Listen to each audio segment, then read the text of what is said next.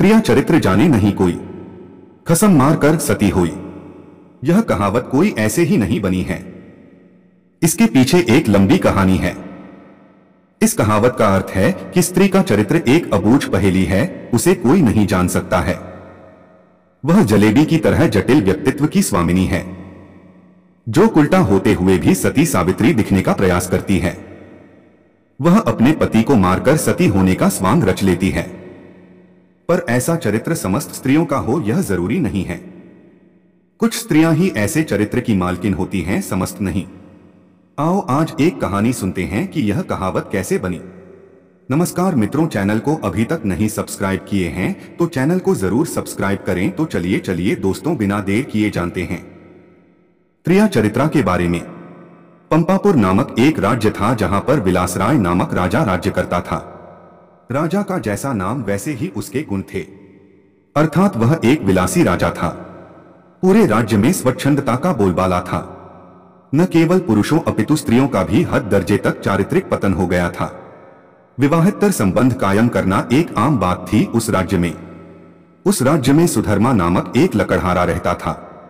उसकी पत्नी का नाम सुलक्षणा था। सुधर्मा सुबह सुबह लकड़ी काटने वन में चला जाया करता था और देर शाम तक वापस लौटता था। दिन भर घर में सुलक्षणा अकेली रहती थी और बोर होती थी। सुलक्षणा अतीव सुंदर स्त्री थी और आत्ममुग्धा नायिका की तरह अपने रूप यौवन को आईने में देख देख कर हर्षित होती रहती थी।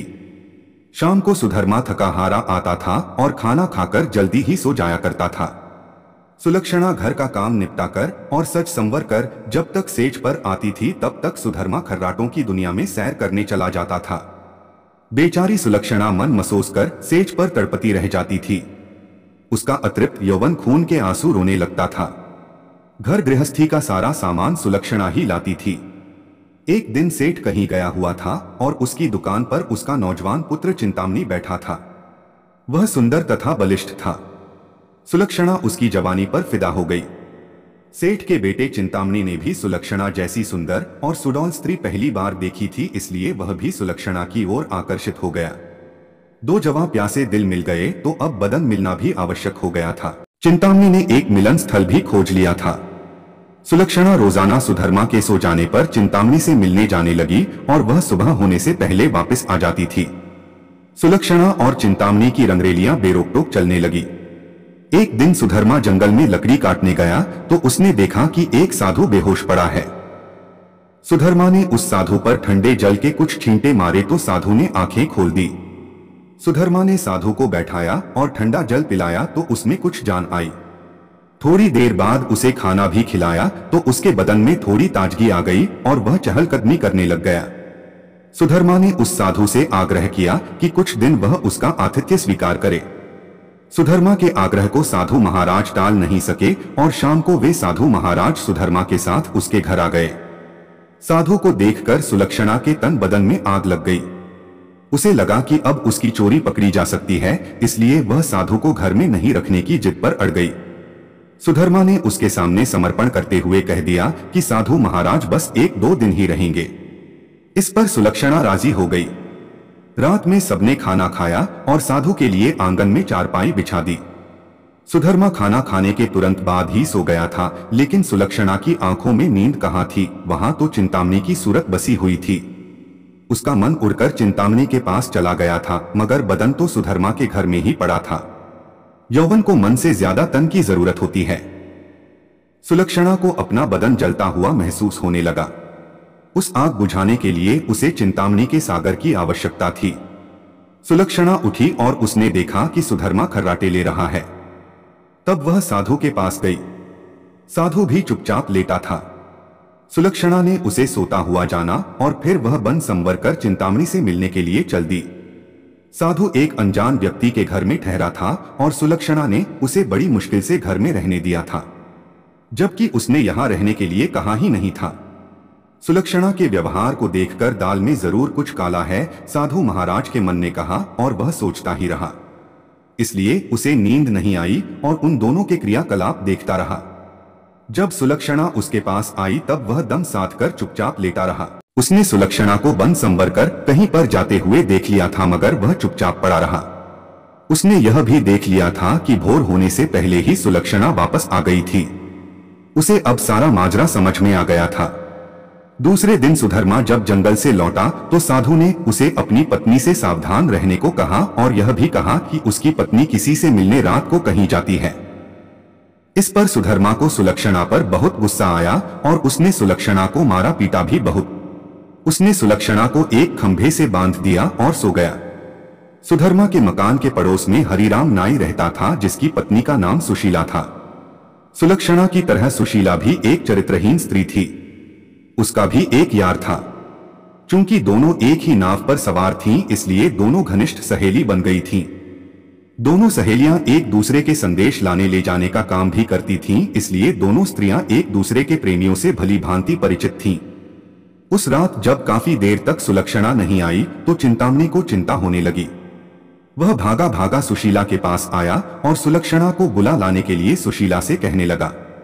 सुशीला सुलक्षणा के घर गई तो उसे खंभे से बंधा पाया। तब सुलक्षणा ने सारी कहानी बता दी। सुशीला ने चिंतामणि का संदेश सुलक्षणा को दिया तो सुलक्षणा ने अपने बंधे होने की मजबूरी बता दी। इस पर सुशीला ने कहा, ऐसा कर, मैं तेरे बंधन खोल देती हूं।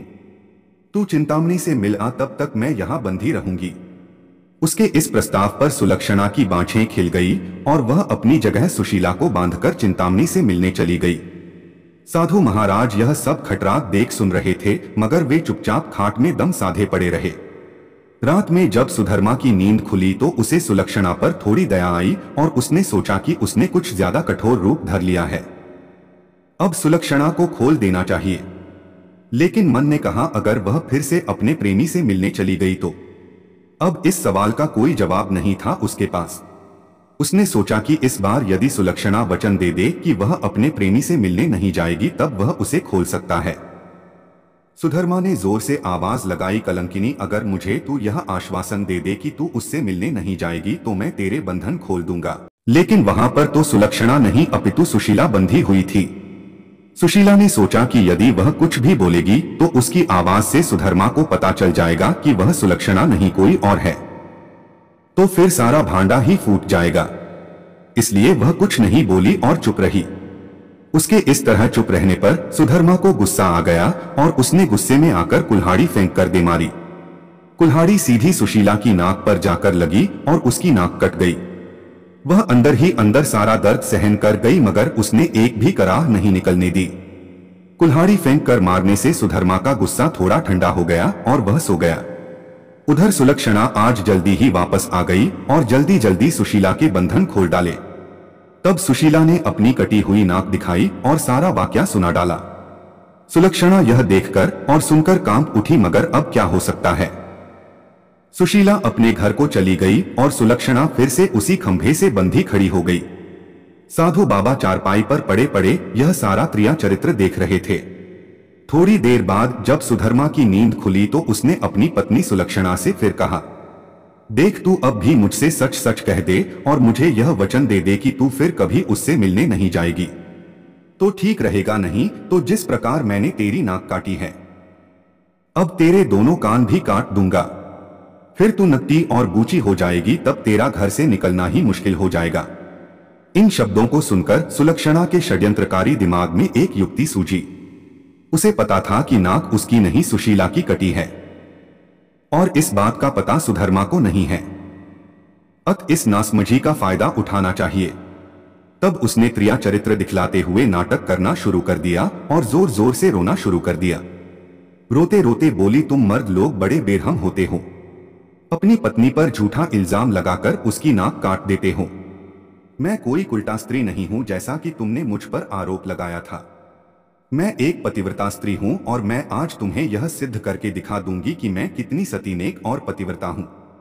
ऐसा कहकर उसने आसमान की ओर देखा और भगवान को संबोधित करते हुए बोली, हे प्रभु, हे माता गौरी, हे समस्त देवी देवताओं, हे दसों दिशाओं, आप सभी मेरी बात ध्यान से सुनो और मेरे साथ न्याय करो। मैं यदि तन मन और वचन से एक पतिव्रता और सती स्त्री हूं, तो मेरे पति ने मुझ पर बदचलन होने का आरोप लगाकर जो मेरी नाक काटी है, वह नाक फिर से जुड़ जाए और एक पतिव्रता स्त्री क्या होती है यह पूरे जग को पता चल जाए। और वह ओम नमो भगवते वासुदेवाय नम का जाप करने लगी। सुधर्मा यह सब देख और सुन रहा था। अभी 3-4 बार ही मंत्र का जाप हुआ था कि सुलक्षणा चीख पड़ी, मेरी नाक जुड़ गई, मेरी नाक पहले जैसी हो गई। हे भगवान, तेरा लाख लाख शुक्र है जो तूने एक पतिव्रता स्त्री की लाज रख ली और मुझ पर बदचलन होने का झूठा आरोप जो मेरे पति ने लगाया था उसे खारिज कर दिया। मैं आपका यह उपकार जिंदगी भर नहीं भूलूंगी भगवान। और उसने नीचे धरती पर झुककर भगवान को प्रणाम किया। तब तक सुबह हो गई थी। सुधर्मा को उसकी बातों पर विश्वास नहीं हुआ, इसलिए वह उसके पास गया और उसकी नाक को छूकर देखा। वह पहले जैसी ही थी। वह सुलक्षणा को आश्चर्य से देखता ही रह गया और अपनी गलती पर पछताने लगा। उधर सुशीला ने अपने चेहरे पर एक कपड़ा इस तरह लगा लिया कि नाक दिखाई नहीं दे। सुबह होने पर नाई हरिराम अपनी दुकान जाने लगा तो उसने अपनी पेटी संभाली। उसने एक बड़ा वाला उस्तरा नहीं था। उसने सुशीला से कहा कि बड़ा वाला उस्तरा ला दे।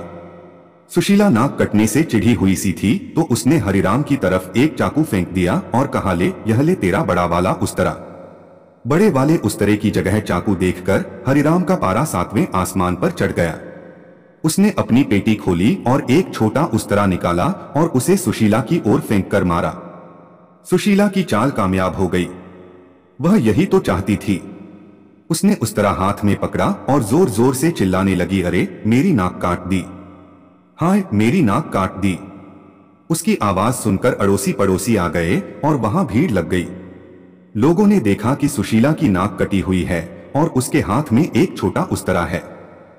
सुशीला कहे जा रही थी कि उसके पति ने उसे बदचलन बताकर बेवजह ही उसकी नाक इस उस्तरे से काट दी है। लोगों ने सुशीला की बात सही मान ली और हरिराम नाई की खूब धुनाई कर दी। इतनी देर में राजा के सिपाही आ गए और हरिराम नाई को पकड़कर ले गए। राजा की अदालत में मुकदमा चला। सुशीला ने स्वयं को सती सावित्री पतिव्रता बताते हुए अपने पति पर आरोप लगाया कि उसने उसे बदचलन बताकर उसकी नाक उस उस्तरे से काट ली थी। उस्तरा भी था और सुशीला की नाक भी कटी हुई थी। एक पत्नी अपने पति पर मिथ्या आरोप क्यों लगाएगी? अतः राजा ने हरिराम नाई को दोषी मानते हुए उसे मृत्युदंड सुना दिया। इस मृत्युदंड की चर्चा पूरे राज्य में फैल गई। सुधर्मा के घर में ठहरे हुए साधु महाराज ने भी जब हरिराम नाई को मृत्युदंड की बात सुनी तब वह विचलित हो गया। उसे दोनों स्त्रियों के क्रिया चरित्र का संपूर्ण ज्ञान था, जिसकी चपेट में एक निर्दोष व्यक्ति हरिराम नाई आ रहा था और अपनी जान से हाथ धो रहा था। तब वह राजा के पास गया और संपूर्ण घटनाक्रम राजा को कह सुनाया। राजा ने सुधर्मा और सुलक्षणा को दरबार में बुलवाया और कड़क कर सारी बातें सच सच बताने के लिए कहा। तब सुलक्षणा और सुशीला ने सारी बातें सच सच बता दी और अपने स्वांग को भी बता दिया। अब मामला पूरी तरह से साफ हो चुका था। दोनों स्त्रियों का अपराध सामने आ गया था और हरिराम नाई निर्दोष सिद्ध हो गया था। इस षड्यंत्र के लिए दोनों उल्टाओं को भीषण दंड दिया जाना था, लेकिन स्त्री, बालक और साधु को मृत्युदंड नहीं दिया जा सकता है। इस शास्त्रीय विधान के अनुसार दोनों स्त्रियों के नाक कान काटकर उन्हें छोड़ दिया गया। इस पूरे वृतांत को देखकर साधु महाराज बोल पड़े, क्रिया चरित्र जाने नहीं कोई, कसम मार कर सती हुई। कहानियां अच्छी लगी तो लाइक कमेंट शेयर जरूर करें, चैनल को सब्सक्राइब जरूर करें। धन्यवाद मित्रों।